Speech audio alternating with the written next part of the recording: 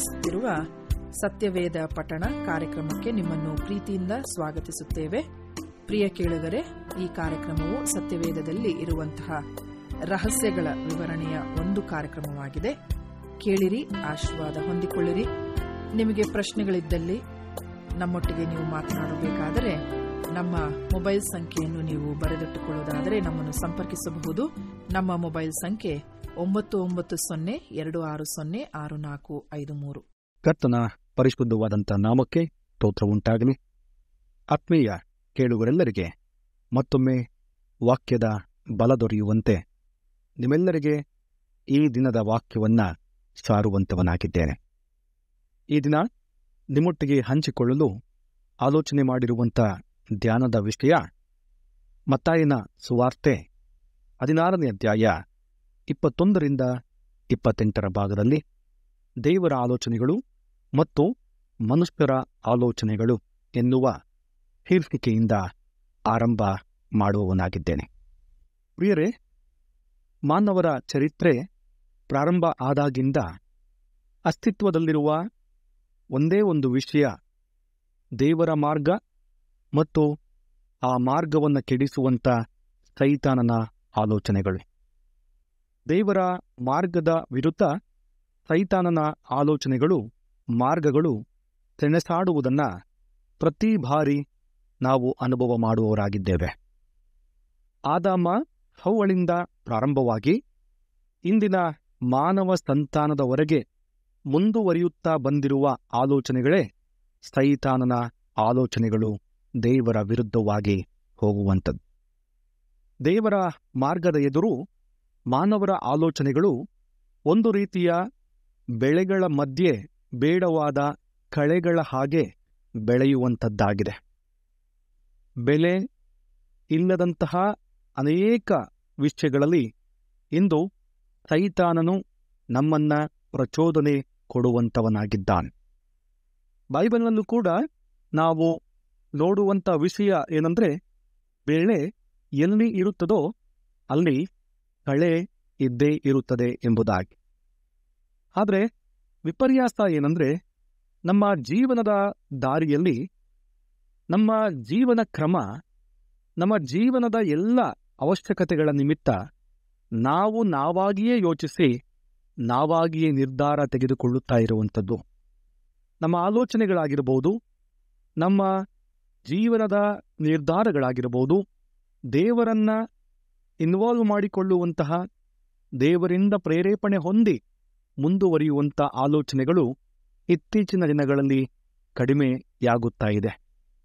ಬೇರೆ ಬೈಬಲ್ನಲ್ಲಿ ದೇವರು ತನ್ನ ಭಕ್ತರ ಜೀವನದ ಮೂಲಕ, ಪ್ರವಾದಿಗಳ ಮೂಲಕ, ಸುವಾರ್ತಿಕರ ಮೂಲಕ ನಮ್ಮೆಲ್ಲರ ಯೋಗಕ್ಷೇಮಕ್ಕಾಗಿ ತನ್ನ ಮಾರ್ಗ, ಚಿತ್ತ, ಯೋಜನೆಗಳನ್ನು ವಿವರಿಸಿಕೊಟ್ಟಿದ್ದಾನೆ.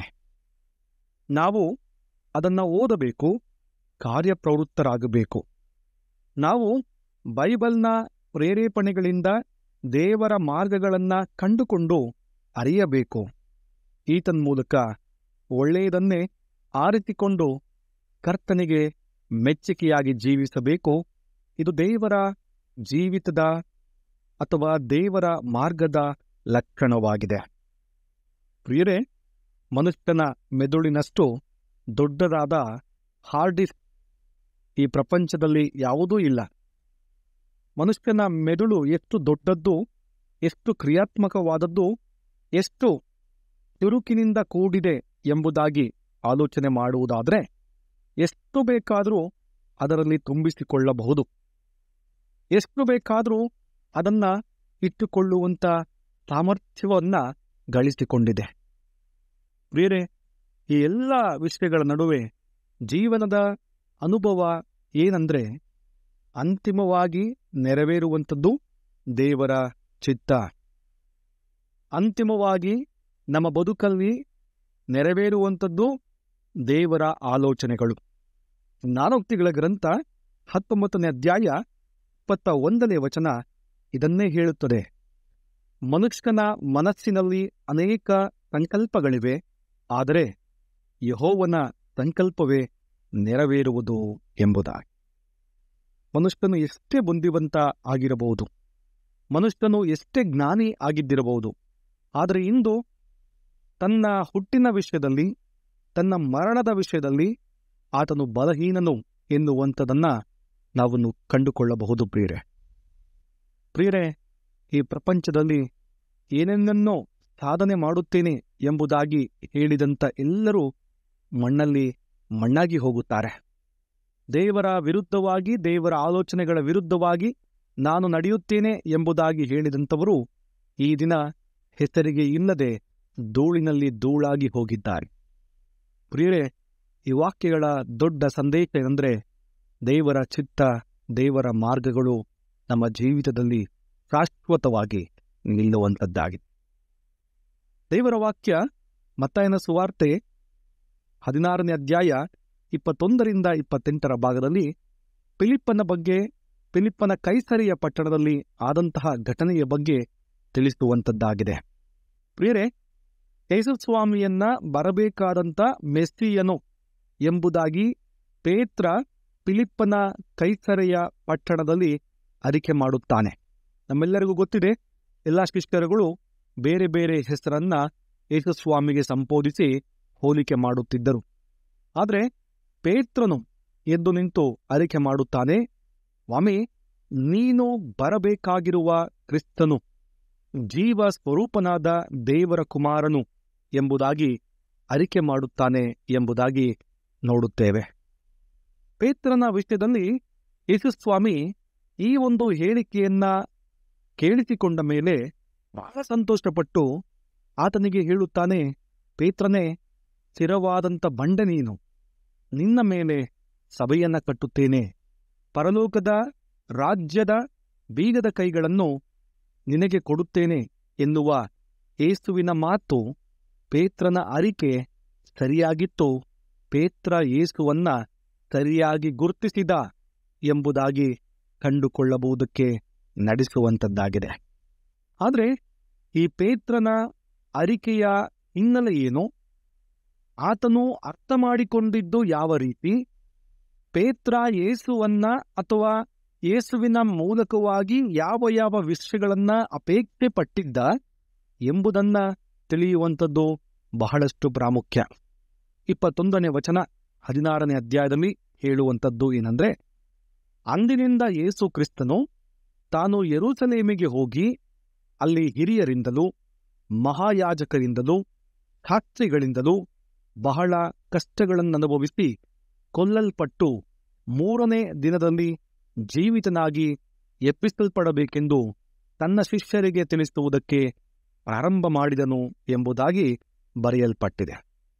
ಇವರೇ ಬಹಳ ಸ್ಪಷ್ಟವಾಗಿ ಈ ಪೇತ್ರನ ಮಾನುಷ ಬುದ್ಧಿ, ಆಲೋಚನೆ, ಗಲಿಬಿಲಿ, ದ್ವಂದ್ವತ್ವ ಏನೆಂಬುದಾಗಿ 22ರಿಂದ ಮುಂದಿನ ವಚನಗಳಲ್ಲಿ ನೋಡಬಹುದು.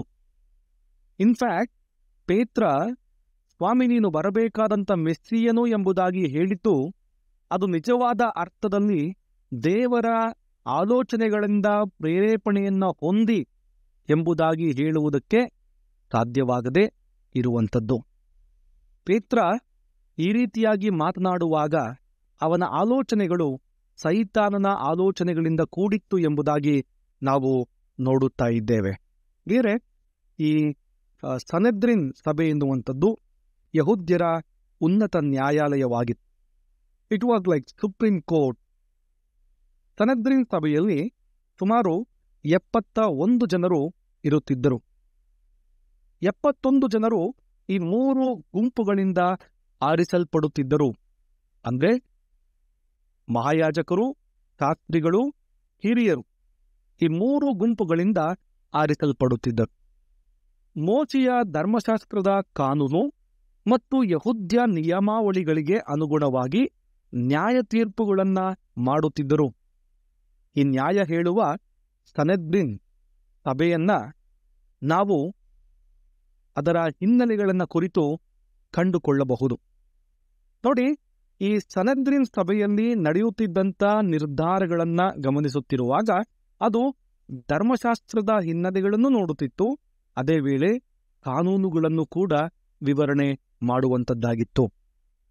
ಹಾಗೆ ಯೇಸುಸ್ವಾಮಿಯ ವಿಷಯಕ್ಕೆ ಸಂಬಂಧಪಟ್ಟಂತೆ ಯಾಕೆ ಇದು ಅನ್ಯಾಯದ ನಿರ್ಧಾರವನ್ನ ತೆಗೆದುಕೊಳ್ಳುತ್ತಾ ಪ್ರಯತ್ನ ಪಡುತ್ತಾ ಇತ್ತು ಎಂಬುದು ಇಂದಿಗೂ ಕೂಡ ನಮಗೆ ಅರ್ಥ ಮಾಡಿಕೊಳ್ಳಲಾಗದಂತಹ ಒಂದು ವಿಷಯ.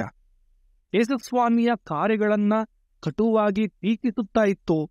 ಯೇಸುವನ್ನ ಬಹಳ ತುಚ್ಛವಾದ ಮಾತುಗಳಿಂದ ಪ್ರಶ್ನೆ ಮಾಡುತ್ತಾ ಇತ್ತು ಎನ್ನುವಂಥದನ್ನ ನಾವು ಶಾಸ್ತ್ರಿ ಪರಿಸಾಯರುಗಳ ಸದ್ದುಕಾಯರ ಮಾತುಗಳಿಂದ ಗುರುತಿಸಿಕೊಳ್ತೇವೆ.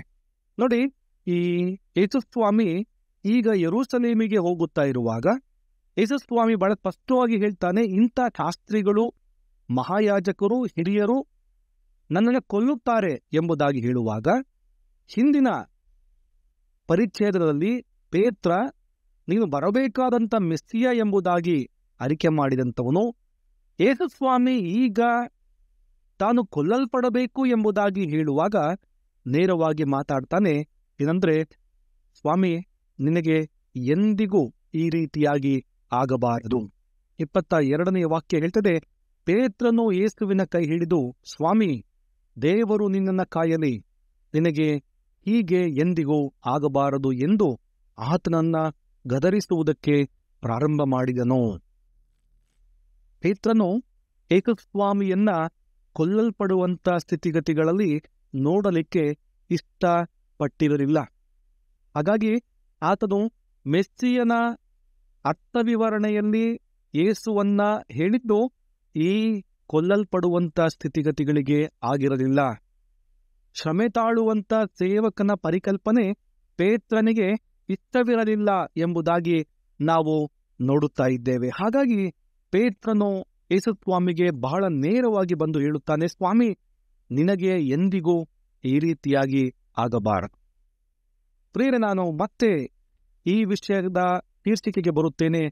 ದೇವರ ಆಲೋಚನೆಗಳು, ದೇವರ ಮಾರ್ಗ ಇದ್ದದ್ದು ಯೇಸು ಕೊಲ್ಲುವುದರ ಮೂಲಕವಾಗಿ ತನ್ನ ಬಳಿಗೆ ಎಲ್ಲರನ್ನ ಎಳಕೊಳ್ಳಬೇಕು ಎನ್ನುವಂಥ ಪರಿಕಲ್ಪನೆ. ಯೇಸುಸ್ವಾಮಿ ತನ್ನನ್ನು ಬರಿದು ಮಾಡಿಕೊಂಡು ತನ್ನ ಪರಾರ್ಥ ಶ್ರಮೆಯ ಮೂಲಕವಾಗಿ ಈ ಲೋಕದ ಪಾಪವನ್ನ ತೊಳೆಯಬೇಕು ಎನ್ನುವಂಥ ತಂದೆಯ ಸಂಕಲ್ಪ. ಆದರೆ ಪೇತ್ರನು ಈಗ ಹೇಳುತ್ತಿರುವಂಥ ಆಲೋಚನೆಗಳು ಈ ತಂದೆಯ ಸಂಕಲ್ಪವನ್ನ ನೆರವೇರಿಸುವುದಕ್ಕೆ ವಿರುದ್ಧವಾಗಿತ್ತು ಎನ್ನುವಂಥ ವಿಷಯಗಳನ್ನ ಸ್ಪಷ್ಟಪಡಿಸುತ್ತದೆ. ಅದಕ್ಕೆ ಯೇಸುಸ್ವಾಮಿ ಪೇತ್ರ ಹೇಳಿದ ತಕ್ಷಣ ನೇರವಾಗಿ ಆತನನ್ನ ಗದರಿಸ್ತಾನೆ, ಸೈತಾನನೇ, ನನ್ನ ಮುಂದೆ ನಿಲ್ಲಬೇಡ, ನಡೆ, ನನಗೆ ನೀನು ವಿಘ್ನವಾಗಿದ್ದಿ. ನಿನ್ನ ಯೋಚನೆ ಮನುಷ್ಯರ ಯೋಚನೆಯೇ ಹೊರತು ದೇವರದ್ದಲ್ಲ ಎಂದು ಹೇಳಿದನು. ಅಂದ್ರೆ ಪೇತ್ರನು ಯೇಸುಸ್ವಾಮಿಯ ಬಗ್ಗೆ ಮಾಡಿದ್ದಂಥ ಆಲೋಚನೆ ಅದು ಕೇವಲ ಬಾಯ ಮಾತುಗಳಲ್ಲಿತ್ತು.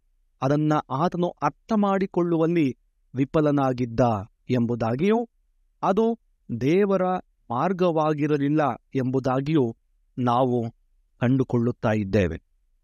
ಕರ್ತನಲ್ಲಿ ಪ್ರೀತಿಯುಳ್ಳ ಕೇಳುಗರೆ, ಈ ಬೆಳಗಿನ ಸಮಯ ಈ ದೇವರ ವಾಕ್ಯದ ಮೂಲಕವಾಗಿ ನಿಮ್ಮನ್ನ ಸಂಬೋಧಿಸುವಂತಹ ಸಂದೇಶ ಏನಂದ್ರೆ, ದೇವರ ಮಾರ್ಗವನ್ನ, ಚಿತ್ತವನ್ನ ಅರ್ಥ ಮಾಡಿಕೊಳ್ಳದೆ ಆಧ್ಯಾತ್ಮಿಕವಾಗಿ ನಾವುಗಳು ಬೆಳೆಯಲು ಸಾಧ್ಯವಿಲ್ಲ.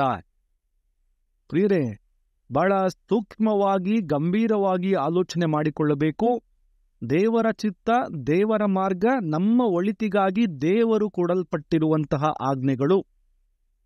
ಹಾಗಾಗಿ ಆ ದೇವರ ಚಿತ್ತ, ದೇವರ ಮಾರ್ಗವನ್ನು ನಾವು ಕಂಡುಕೊಂಡಾಗ ಮಾತ್ರ ಆತ್ಮೀಕರಾಗಿ ಬೆಳೆಯುತ್ತೇವೆ, ಆತ್ಮೀಕವಾಗಿ ವೃದ್ಧಿಯಾಗುತ್ತೇವೆ, ಆತ್ಮೀಕತೆಯಲ್ಲಿ ಸಾಧನೆ ಮಾಡುತ್ತೇವೆ.